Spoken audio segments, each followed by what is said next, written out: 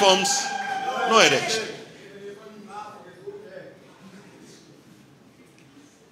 Ndio msimamo wa mkutano mkuu wa chama, ndio msimamo wa baraza kuu la chama, ndio msimamo wa kamati kuu ya chama, ndio msimamo wa viongozi mliowaweka, mkawapa amri na watasimamia amri ya mkutano mkuu, sio amri ya mtu mwingine yoyote kutoka nje. Sasa tulikuwa Ruvuma, RPC ananiambia mkitaka kuzungumza hapa msizungumze no reform. Nikamwambia kama unataka kuwa sehemu ya maamuzi ya nini kisemwe kwenye chama chetu, njoo uwe mjumbe wa mkutano mkuu na utakuwa na sehemu ya kuamua. Lakini sisi tukishaagizwa na mkutano mkuu, sisi ni kutekeleza. Tunaelewana vizuri?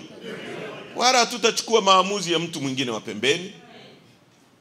Ndio msimamo wa chama. Kesi ya uhaini ndio mara ya kwanza kwenye mfumo wa vyama vingi kiongozi wa upinzani unayeshindana naye unampa kesi ya treason, kwa sababu amesema uchaguzi unaibiwa. Nani hajui uchaguzi wa nchi hii unaibiwa? Leo wanatuambia sisi tukasaini maadili, kwamba tusipo saini maadili tutaondolewa kwenye uchaguzi.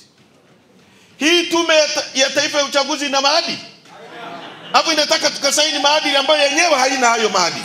Zuia mawakala wa Chadema, wana maadili hao? Hao wanaoondoa mtu mwenye degree 2 wanamwambia hajui kusoma na kuandika, alafu wanapitisha mtu wa CCM wa darasa la 7 eti anajua kusoma na kuandika, wana maadili hao? Wamemuondoa huyu kijana wakili wa mahakama kuu anagombea kijiji, wakamwambia hajui kusoma na kuandika, alafu mtu wa CCM darasa la 7.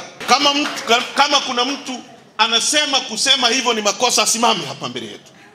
Kama kuna kiongozi wa chama chetu anasema sisi kuchukua msimamo huo tunakosea, asimame hapa. Asimame hapa. Watu wanaoondoa mtu mwenye degree 2 kwamba hajui kusoma na kuandika, alafu mtu wa darasa la 7 kwamba anajua kusoma kuliko mtu mwenye degree 2, alafu anatuambia sisi tukasaini maadili. Maadili gani? Mambo jema sio lazima wakaliona watu wengi. Wanatutishia kwamba Chadema itakufa tusiposhiriki uchaguzi. Uchaguzi gani? Chadema itakufa hii? Na ife kama tasimamia jambo la kweli na watu wasijue kwamba tunasimamia ukweli, na ife kuliko kuwepo inasimamia uongo. Kuliko tuwe na chama kinachosimamia uongo. Tuko tayari sisi wengine kuacha hii siasa. Kama viongozi wetu mnataka mimi na Lissu tusimamie uongo, mimi siko tayari kuwa sehemu ambayo na riski maisha yangu na wakati wote na windwa, alafu nasimamia uongo na ukataa CCM. Mimi na nafasi ya kwenda CCM nikapata nafasi.